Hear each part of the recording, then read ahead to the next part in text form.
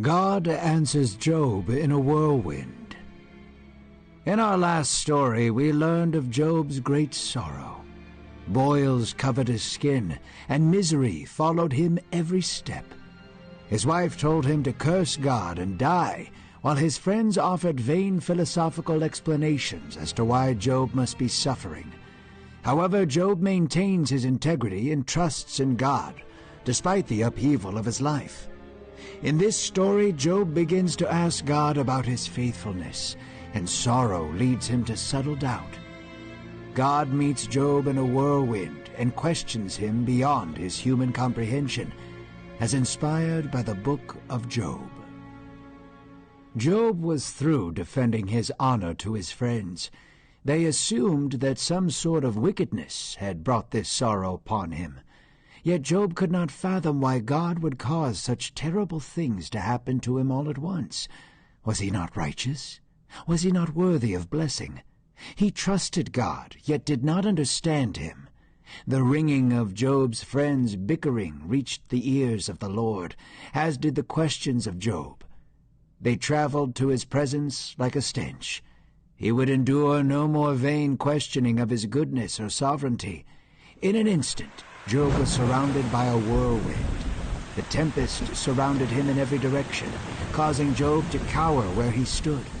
Lightning seemed to be striking in every direction, and Job heard a booming voice descending upon him with great force. "Who is it that darkens my counsel without knowledge?" Job looked around him, realizing that the voice was coming from God.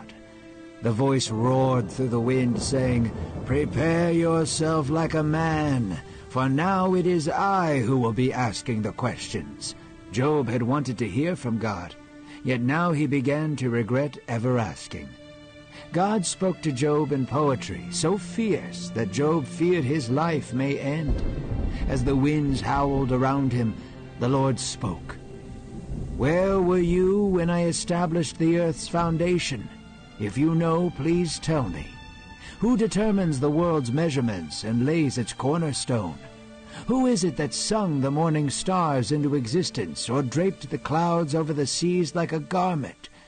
Was it you who commanded the sun to rise and the dawn to know its place? Have you entered into the depths of the oceans, or explored the recesses of the deep? Have you gazed upon the gates of death and the depths of darkness? Do you know the expanse of the universe and where the light emanates? Can you direct the stars and tighten the straps of Orion's belt? Please tell me if you have known these things, for of course you know. You were born then, were you not?" Job was trembling as he listened to the voice of God. He said nothing, but God continued his torrent of questions. "Is it you who understands the hawk's flight patterns and allows the wind to carry it? Are you the one who commands the eagles to mount up and make their nests on high? Who is it that contends with the Almighty? He who argues with God should answer." Job was shaking in his place. God was silent as he gained his composure. He stuttered, doing his best to create coherent sentences. "How shall I even answer you?" Job said. His knees were caving in on him. The sores on his feet were agonizingly painful. "I cannot answer you, O God," Job said with his hands on his face. God's thundering voice arose again, saying, "Will you prove me wrong? Will you condemn me and make yourself right? Do you speak in thunder as I, or is your arm as strong as mine? Adorn yourself with dignity, be draped in absolute glory and splendor. Take dominion and control over the earth you see, and maybe then I will acknowledge you."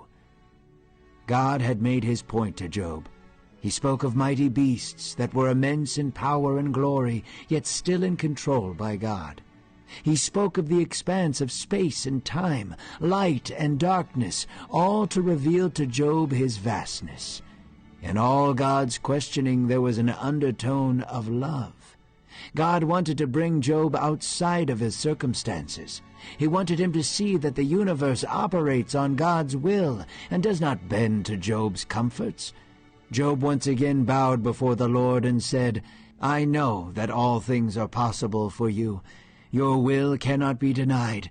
You have uttered what I could not possibly understand. I repent before you, Lord." After Job repented, God turned to his friends. "My anger has been ignited against you," God said. "You have spoken ignorantly of my ways, and have not considered me as Job has." So the Lord had them repent, and Job made offerings for them. God kindly restored Job to greater health. Job's brothers and sisters came alongside him, and together they laughed and prayed with one another. Unlike Job's friends, they understood that comfort came not in vain philosophy or discourse.